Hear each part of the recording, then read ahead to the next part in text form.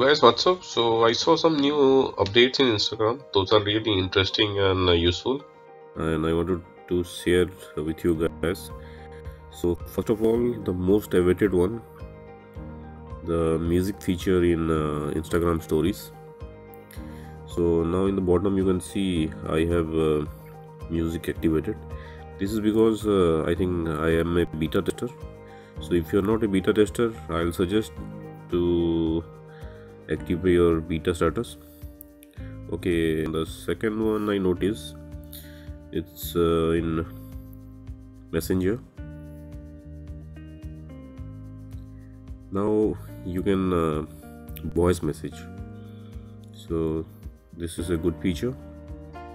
Now you can voice message. So one more new feature I observe when you go to your story.